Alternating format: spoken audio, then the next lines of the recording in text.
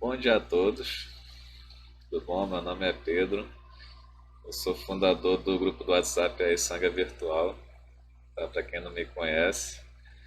E para quem já me conhece, eu vim aqui gravar um vídeo dando alguns conselhos, recomendações para a prática budista nessa época de isolamento, de pandemia, né? Deixando claro que esse vídeo não é um ensinamento budista, não é uma transmissão de Dharma, né? É apenas um compartilhamento a fim de que minha experiência no budismo possa ajudar vocês aí a lidar com essa situação que estamos vivendo hoje, né? Não só com a questão da pandemia, mas também com a questão dos problemas também socioeconômicos, né, que o Brasil está enfrentando aí. Não só o Brasil, mas a maioria dos países aí também. Dizer para vocês o básico do que a gente pode tomar como atitude, tomar como ação e comportamento, para que a gente possa lidar com essa situação que a gente está passando, né? A nossa sociedade, né, no caso. Bom, primeiramente, para o pessoal que é mais leigo, também quero voltar esse vídeo direcionando também a esse público mais em específico, que é o pessoal que já é praticante de templo, quem já tem mestre, quem já participa de alguma tradição budista, já tem um pouco mais de compreensão, né, de percepção do que está acontecendo. Bom, primeiro de tudo, eu vou contar para vocês a parte mais leiga do budismo.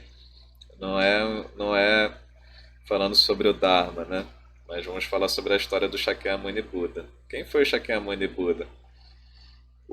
A palavra budismo, o budismo pode ser tanto considerado como uma prática espiritual, para alguns interpretada como também uma prática religiosa, ou simplesmente o estudo de Buda, né?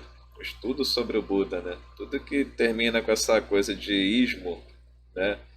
Ela é como se fosse um foco de estudo. Então, o budismo também ele é um foco de estudo, né? Além de ser também uma prática espiritual e também mental e física, ela, apesar de englobar corpo e mente na prática mais, posso dizer assim, uma prática mais concreta, sem lidar muito com a parte teórica, ela também tem a sua parte teórica que também é muito interessante, né? Bom, eu quero começar falando sobre os preceitos de Buda. Quando vocês lerem sobre budismo ou sobre a história do budismo, vocês vão se deparar sempre com algo chamado as quatro nobres verdades, né? Vocês podem ler bastante sobre isso, sobre que seria esse tipo de filosofia, esse tipo de pensamento que veio do Shakyamuni Buda. Só que o único detalhe é que cada pessoa tem uma interpretação diferente sobre as quatro nobres verdades. Não adianta a gente estudar isso e tentar transmitir ou compartilhar, porque cada pessoa tem um modo diferente de entender o budismo, né? E tem a sua necessidade principal, né? Tem pessoas que usam o budismo para trabalho, para uma relação interpessoal, tem pessoas que usam a prática budista para melhorar a sua capacidade de atenção, de percepção, e também para amenizar o estresse, né, na meditação, amenizar o estresse, poder entender, fazer uma auto-investigação da própria personalidade, a busca pelo autoconhecimento também, tudo isso é vinculado a uma pessoa que tem aquele anseio de buscar o budismo, nessa afinidade de poder entender essas coisas e também poder ter um comportamento melhor com as pessoas e ter uma postura melhor de compaixão e compreensão, né? Então, o Shakyamuni Buda, quando ele fala sobre essas quatro nobres verdades, ele é um conhecimento bem básico do budismo, porque isso quer dizer que o sofrimento existe, né? O sofrimento o budismo, ele é um estudo ou uma prática também, no caso, tanto o estudo quanto a prática espiritual, eles envolvem você entender as suas emoções, a sua maneira de lidar com as circunstâncias, independente de quaisquer circunstâncias que você esteja passando, e entender de onde vem o sofrimento e como cessar o sofrimento. A nossa mente, ela existe uma ligação mental que envolve também o corpo, né? O cérebro, o seu corpo, a sua parte física corporal, ela é ligada à parte mental. A parte mental, ela não é separada da parte corporal, né? E o Buda, ele percebeu isso na época, no budismo introdutório, ele percebeu isso na época que ele era asceta. O Shakyamuni Buda, que na verdade antes era conhecido como Siddhartha Gautama, o príncipe Siddhartha Gautama, ele antes de entrar nas suas próprias conclusões para chegar ao despertar, à iluminação, ele era asceta. O que significa ser asceta? O ascetismo ele foi uma vertente de prática espiritual um pouco anterior ao budismo, porque naquela época o que predominava na Índia era o hinduísmo, né? A adoração de deuses hindus, tinha a prática do yoga, também já existia nessa época. Só que a prática do yoga, ela, apesar de não ser uma coisa que a gente tem que desprezar ou menosprezar, deixar aquilo como inferior ao budismo, na verdade o yoga ele não é inferior ao budismo, é apenas uma outra prática espiritual.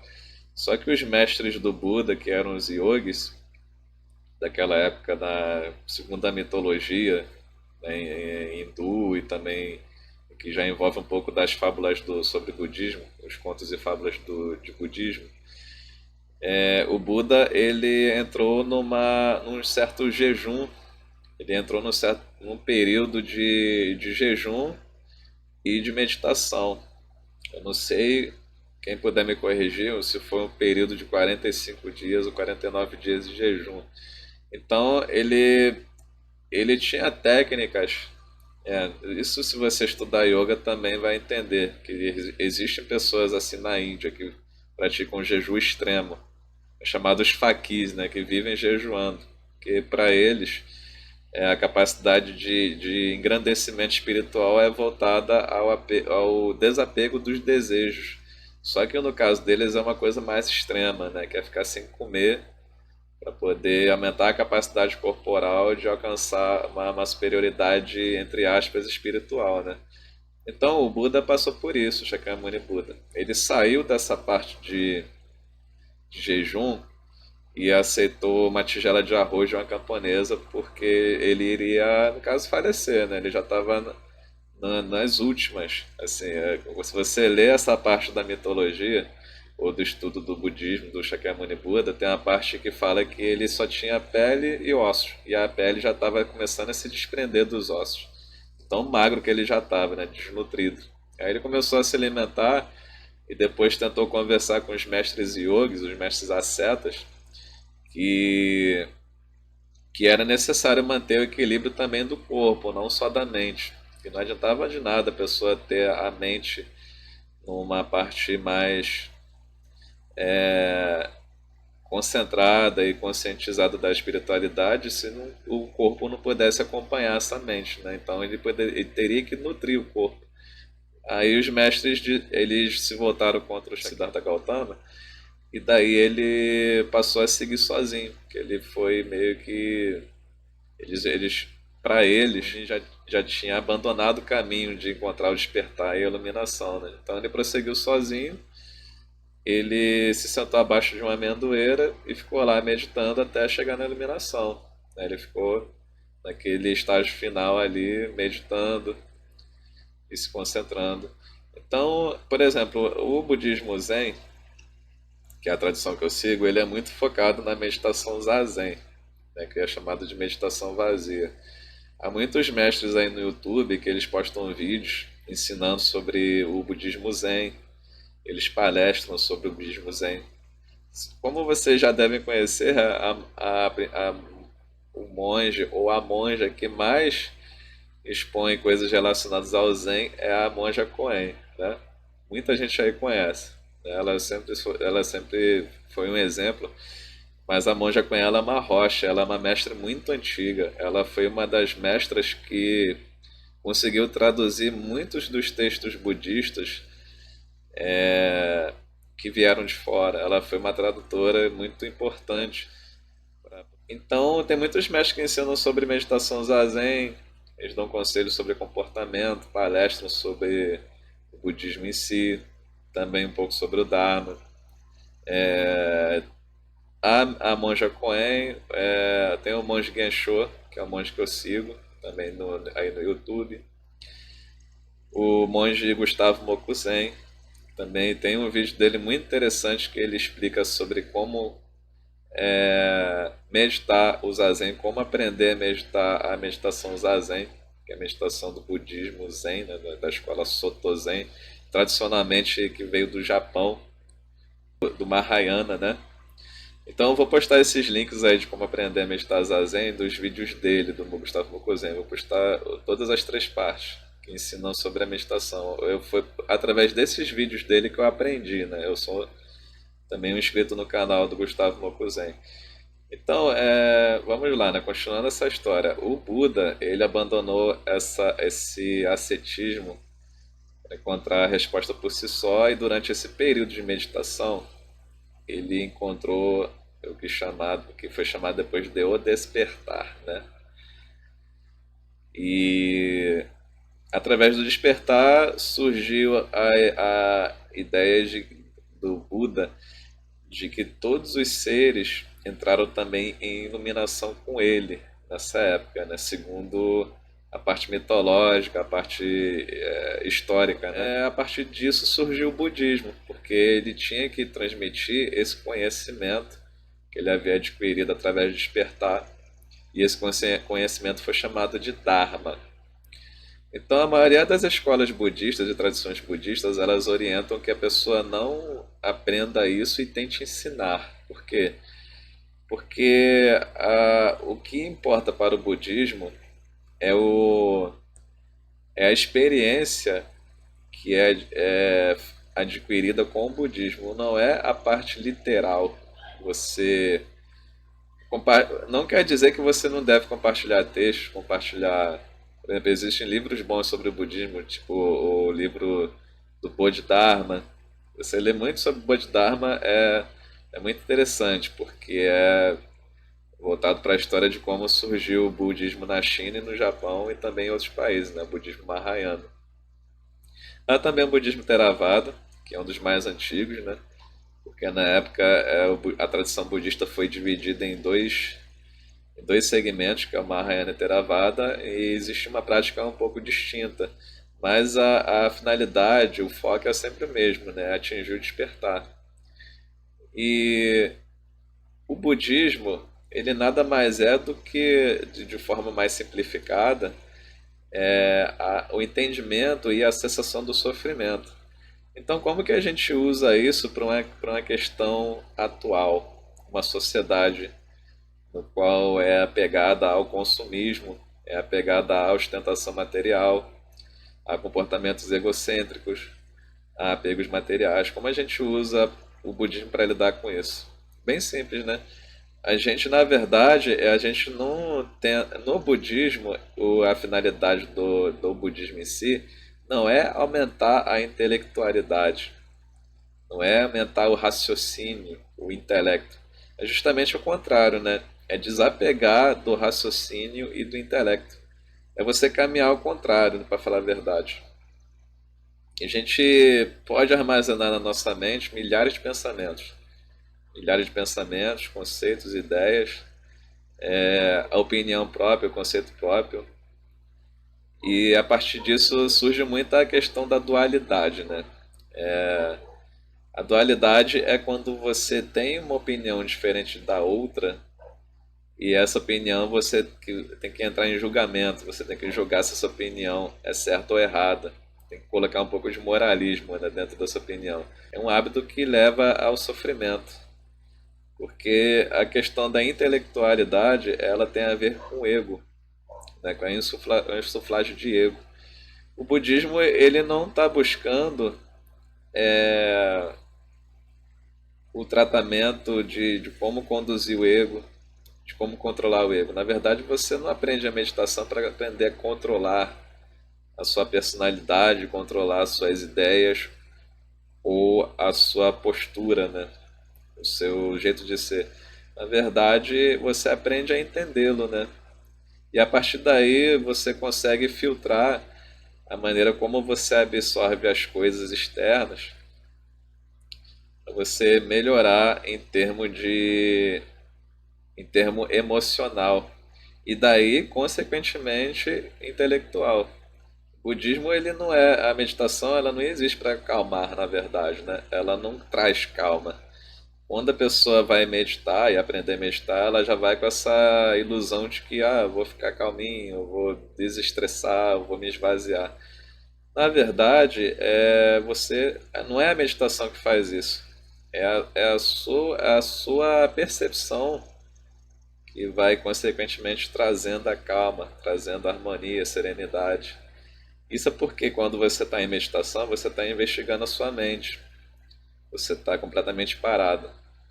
No Zen existe um termo chamado vacuidade. O termo vacuidade ele vem do budismo Zen e também do budismo Shan, né? O Shan é um budismo chinês. E na China também existe o budismo ligado, esse budismo Shan ele é ligado ao Kung Fu, ao Shaolin, ao Tai Chi Chuan, também ligado também uma parte do yoga, né? Então, isso daí é aumentar a concentração e a percepção. Quando você acha que está se desligando, deixando de focar e deixando de centralizar a atenção em algum pensamento em específico, e esse pensamento traz sofrimento e traz ansiedade ou descontrole, na verdade você está se concentrando, não está se afastando desse pensamento. Você está vendo a realidade, é trazer a mente à realidade, né? Trazer a mente ao presente momento. A gente diz presente momento, porque a concentração ela vai te trazer para o agora. Quando esse pensamento surge na sua mente, ele não é o passado, ele é o presente, né? É o presente momento. Apesar do pensamento ser uma memória passada, ele ele vem para o presente. Mas aí o que o Buda quer dizer nesse sentido é que há um certo apego às memórias passadas, né? Algum trauma, alguma lembrança que traz sofrimento. E a ansiedade, por exemplo, ela é a expectativa, é a criação de expectativa do futuro, é a alimentação do desejo. Você está desejando, por exemplo, numa situação como essa de pandemia, você está desejando sair da pandemia com emprego, com trabalho, com dinheiro. A gente pensa muito menos na questão de economizar dinheiro. A gente pensa muito menos na questão de abandonar a ostentação material e abandonar um pouco da vaidade, né? Então, você criar muita expectativa também traz sofrimento. São duas coisas que são bem simples, né, de entender. Você lembrar do passado, coisas que... lembrar de erros, lembrar de coisas que trouxeram frustração. Lembrar isso traz também sofrimento e frustração no momento presente. Então, na meditação, você é passível de observar e você vai trazer esses pensamentos involuntariamente. Não é você que está forçando que esse pensamento venha, essa lembrança ruim, essa lembrança triste, ou até mesmo uma lembrança feliz, de prazer, de satisfação. Porque no momento de meditação você está observando diretamente o seu ego, vai estar buscando interpretar o seu eu, de onde vem o seu eu, quem você é, o que essa pessoa gosta, o que a pessoa desgosta, no que ela sente prazer, conforto, no que ela sente desconforto. A meditação ela lida muito com a parte emocional do nosso corpo e mente. Então, você investigando isso, você consegue, depois de um tempo, progredir na meditação e identificar de onde veio o sofrimento. Você vai perceber, olha, eu costumo ter o hábito de pensar isso todo dia. Lembrar de uma, por exemplo, uma ex-namorada, por exemplo, ou de um emprego que você perdeu, ou de uma situação que te deixou mal, te deixou triste, né, para baixo. Involuntariamente, às vezes a gente traz esse pensamento para a mente. E se você começar a focar e centralizar a sua atenção nos seus hábitos, no você se vigiar diariamente e ver que esse pensamento está surgindo, você já pode identificar a raiz do problema, né? O nome disso é casualidade, né? Identificar a raiz do sofrimento e remover essa raiz, né? Cessar o sofrimento.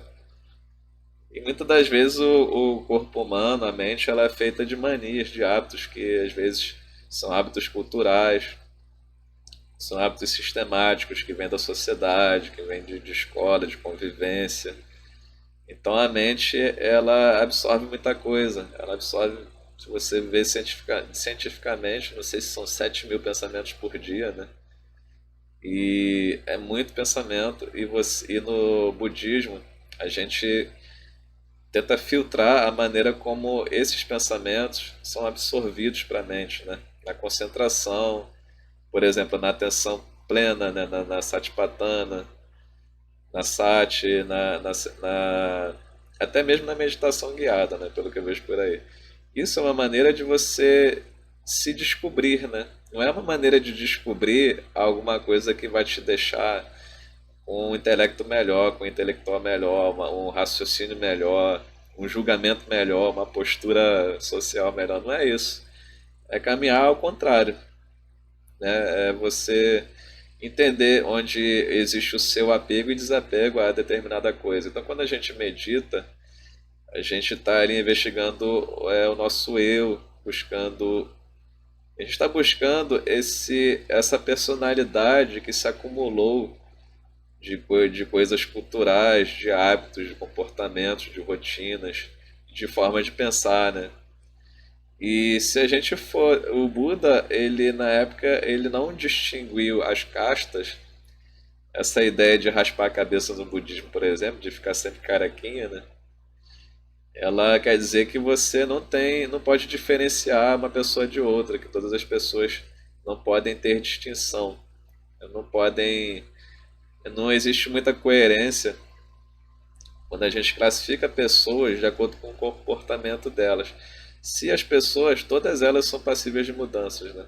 Todas elas são passíveis de mudanças e o comportamento delas é a causalidade circunstancial, é uma causa de uma circunstância.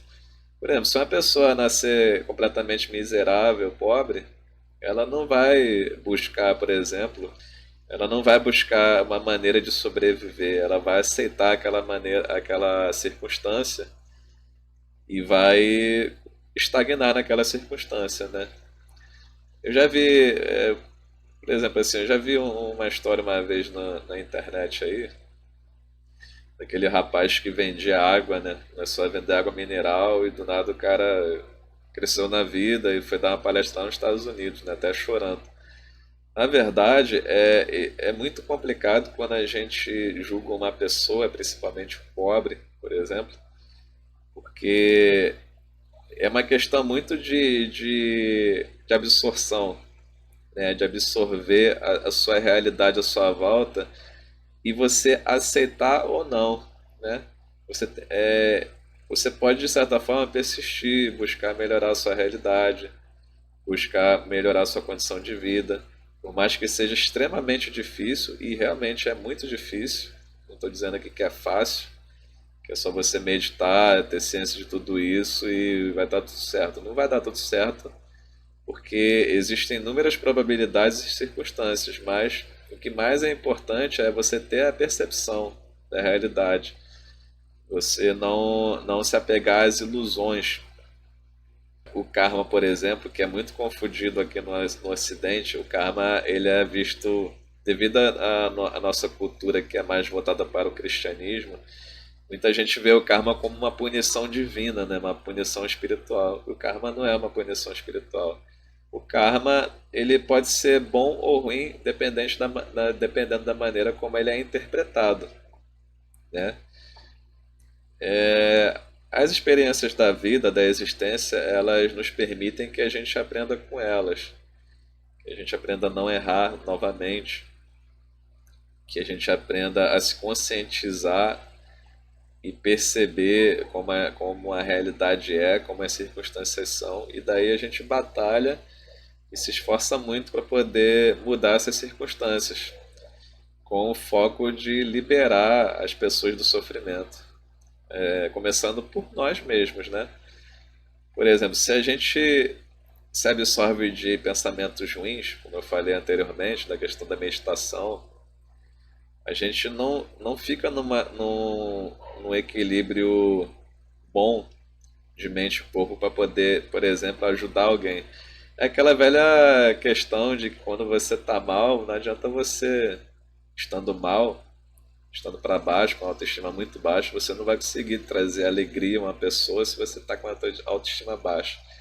A gente vive numa sociedade hoje em dia que é muito voltada, estou repetindo isso mais uma vez, né? Muito voltada ao consumismo e à ostentação material. Então, muita da satisfação das pessoas está voltada ao consumismo, devido ao capitalismo, né?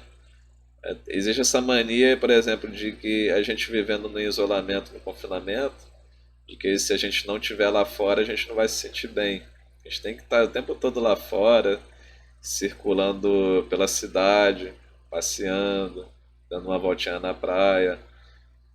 As pessoas que ficam se aglomerando em barzinhos, bebendo com os amigos, né? Então, como isso foi retirado devido a essa pandemia, tem muita gente que ficou histérica, ficou desconfortável, teve gente que ficou em depressão. Isso acontece por causa dessa coisa dos hábitos, né? Os hábitos que são propagados pela sociedade que a gente vive tentam nos coagir ou influenciar, porque o ser humano só consegue ser feliz se ele consumir. Eu vi um exemplo muito legal que foi falado pelo Mujica, né? As pessoas esquecem de valorizar o amor, o relacionamento, o afeto, então dão prioridade ao consumismo.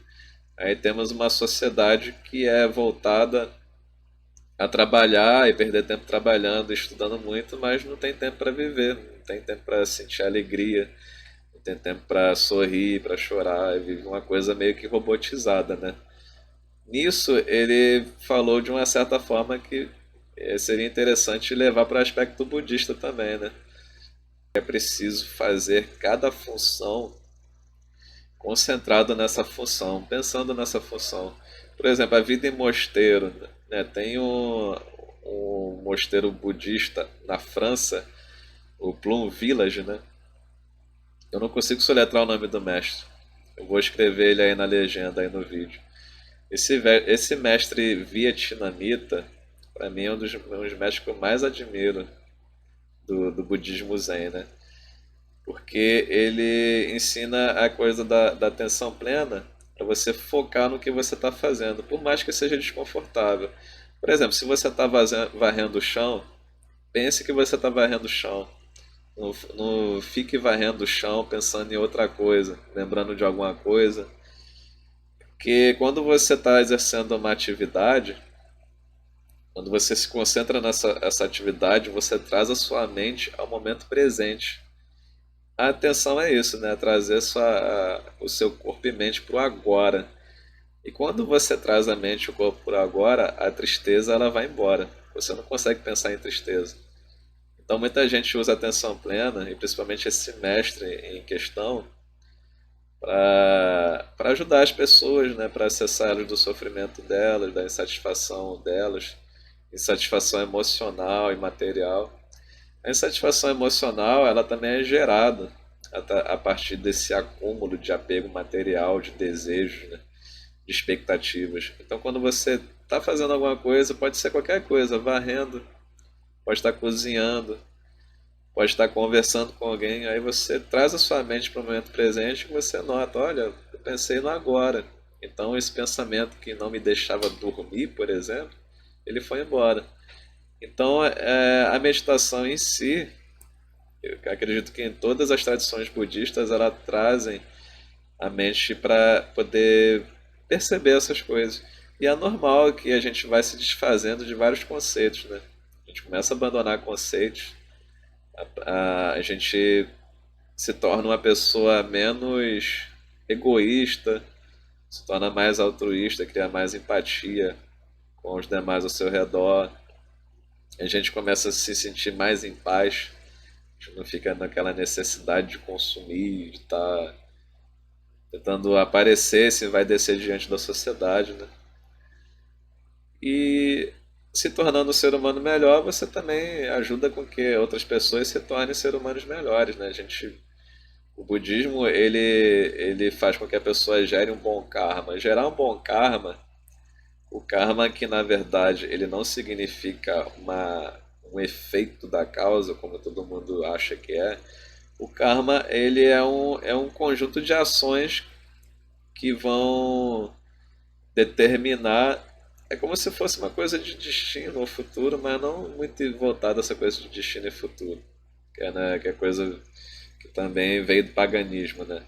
É a questão de você agir corretamente e dessa forma termos um meio que é menos destrutivo e de menos sofrimento.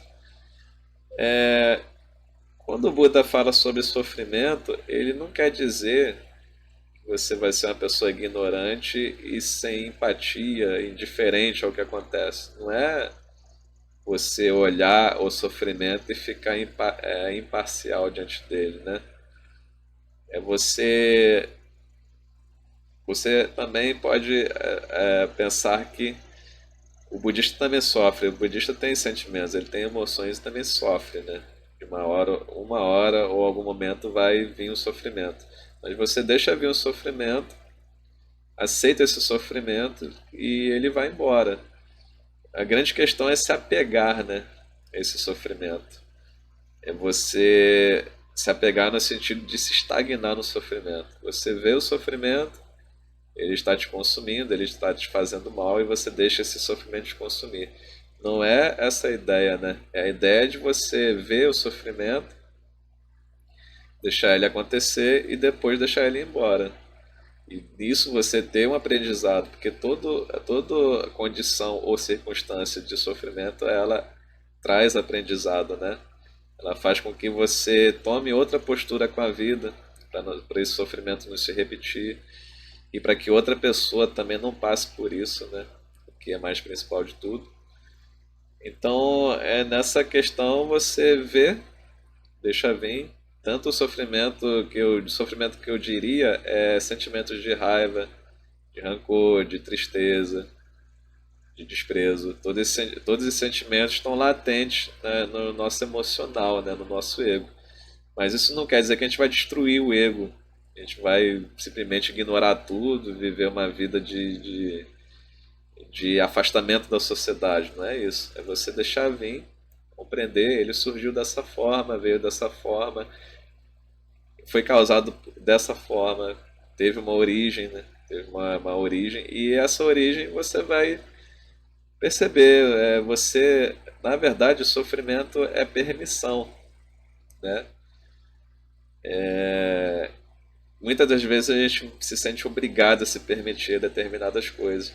E muitas das vezes a gente não tem escapatória, a gente tem que se permitir. Por exemplo, aceitar o sistema que a gente vive, por exemplo, o trabalho, a questão de que você tem que trabalhar para se sustentar, tem que passar por certas humilhações, passar por certas situações que são muito ruins.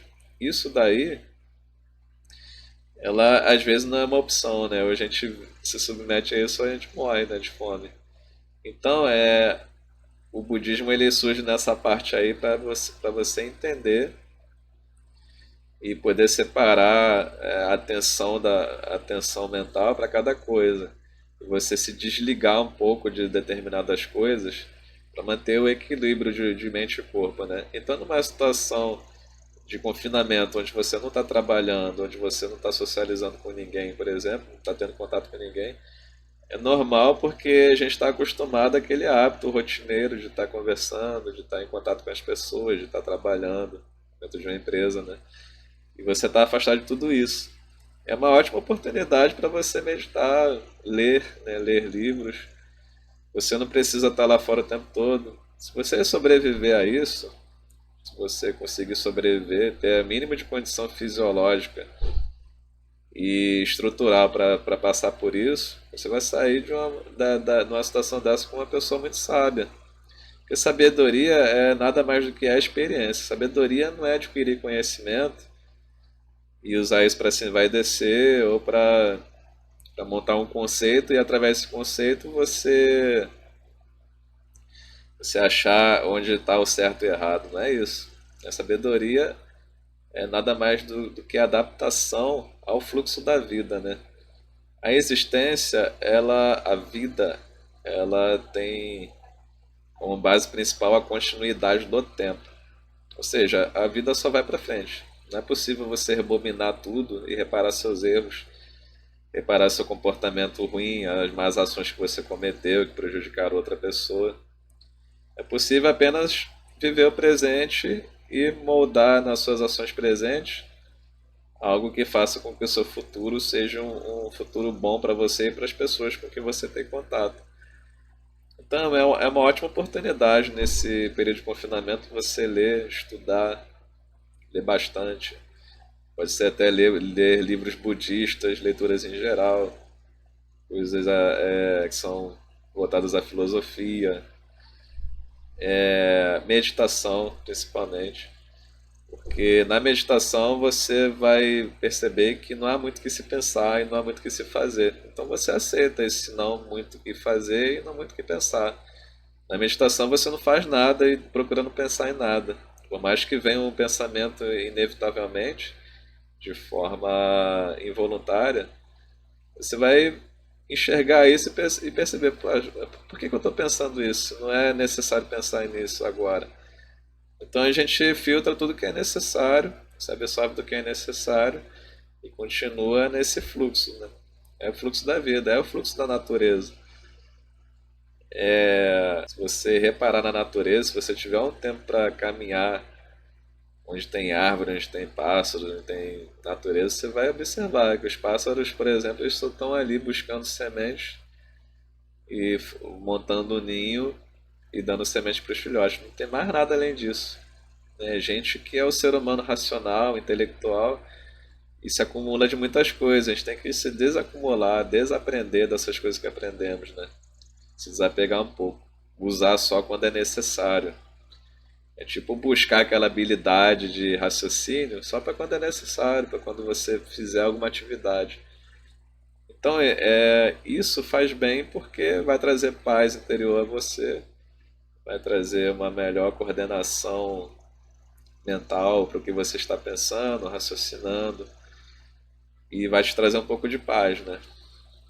E quanto menos você assistir televisão, é melhor. É um conselho primordial, né? Assista menos televisão mesmo. Procure ver só as notícias principais, as notícias que vão, de uma certa forma, são importantes para você saber, principalmente para quem faz faculdade, para quem estuda. Busca apenas saber disso e corte ali mesmo, que é desnecessário. Você ficar vendo milhares de mortes aí no mundo todo, você não vai fazer você se sentir melhor ou vai fazer com que você ajude alguém, porque muitas das vezes o que acontece na mídia, por exemplo, a mídia que eu considero como um produto tóxico da sociedade, realmente é um produto tóxico, porque ele mexe com a sua autoestima, ele te coloca para baixo, ele faz com que você se sinta incapaz de lidar com as coisas. Então, quanto menos você cortar isso, mais você vai perceber que você tem capacidade de lidar com as coisas, independente da sua estrutura, né? Então, evitar coisas tóxicas, evitar violência, evitar assistir notícias de violência, evitar tudo que envolve ao julgamento, ao ódio, ao rancor, ao desprezo, tudo isso. Estamos num período que a gente precisa se analisar de forma espiritual. Espiritualidade é basicamente o que é cessar realmente o sofrimento, independente até mesmo dos rótulos das religiões, das doutrinas, dos dogmas, é trazer felicidade. E a felicidade ela pode ser simples, de acordo com a maneira que você busca a felicidade.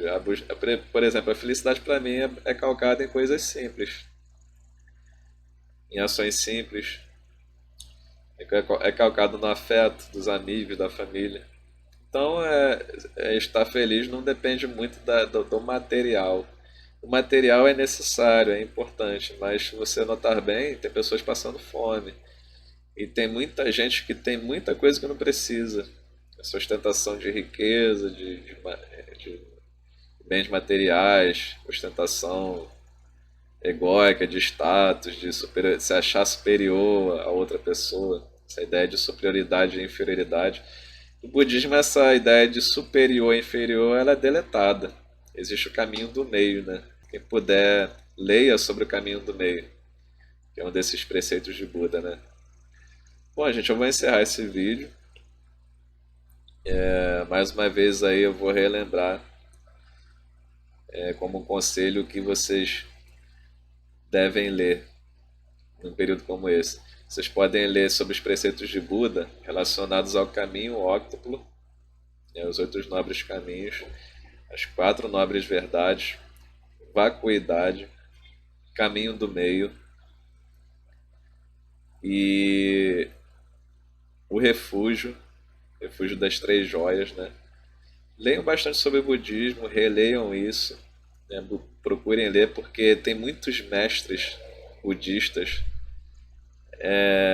tem muitos livros budistas de vários mestres, né? A gente conhece mais aqui a Monja Coen, né? Os livros dela. Tem o mestre Taisen Deshimaru, né? Que é um professor que tem muita coisa, tem muito livro, tem muito acervo dele. Tem um livro, inclusive, que eu estou lendo que é A Tigela e o Bastão, é um livro muito bom. Então, busquem ler bastante sobre budismo e busquem ver vídeos, realmente vídeos de monges do budismo, né? Pode ser monges do tibetano, do zen, do theravada. É importante que você veja, assista vídeos de monges, porque eles estão ensinando e é um ensinamento que, se você tiver internet, você consegue assistir. Você não precisa estar lá, né, para aprender. E o mais importante é você se absorver também desses aprendizados para você também poder lidar com essa situação que está acontecendo, da pandemia e confinamento. Leiam bastante sobre isso, esses tópicos que eu falei. E busquem não ficar muito tempo nas redes sociais, muito tempo assistindo televisão, essa coisa da mídia. Se vocês puderem, sintonizem num documentário, num filme, num seriado que não contenha muita violência. É porque se você quer buscar a paz, você tem que ser o causador dessa sua paz, né? Você que traz a paz a si. Você não pode esperar que a paz venha de uma pessoa, de uma circunstância externa. Você é o grande buscador e percussor dessa paz que você vai trazer para si mesmo, né? Então, o que eu digo isso para vocês terem atenção nesse propósito, né? Se vocês querem trazer felicidade também aos demais, aos outros, ao próximo, busquem coisas que possam trazer esse benefício, né? Selecionem isso, tenham esse poder de escolha, né? Para que a vida de vocês se torne uma vida melhor e a vida dos outros também. E principalmente numa época como essa, quem tem estrutura para ajudar pessoas, as pessoas aí que estão em estados de miséria, estão passando fome, tem muita gente juntando cesta básica para doar para os pobres, para as famílias que estão desesperadas por aí. Então, se puder, ajude. Seja compassivo, tenha solidariedade, tenha compaixão. O Shakyamuni Buda, ele ensinou muito sobre isso, principalmente compaixão, né? Então, mais do que tudo, exerça compaixão com o próximo. Pare de julgar o próximo, pare de brigar, discutir com o próximo. Esse é o meu conselho. Foram 47 minutos de vídeo, né? vou estar editando aí, cortando algumas partes. Gente, um grande abraço. Eu espero que todos nós, budistas, não budistas, religiosos em geral, pessoas que são do cristianismo, do espiritismo, de qualquer religião, todas elas espero que estejam cientes de que a espiritualidade é realmente trazer a bondade à tona e exercer a bondade e as boas ações numa época como essa, né? Ajudar o próximo é muito importante numa época como essa. E todo ser humano é essencial para isso. Todo ser humano que esteja disposto a ajudar é essencial numa época como essa. Então, um grande abraço a todos, uma boa tarde, espero que tenham gostado do vídeo. Quem quiser pedir alguma indicação de livro, pode pedir nos comentários, pode pedir nas minhas redes sociais, aí no Facebook, no WhatsApp. Quem está aí no grupo do Sangue Virtual, pode pedir também. Tá, gente? Um grande abraço a todos, uma boa tarde. Gachou.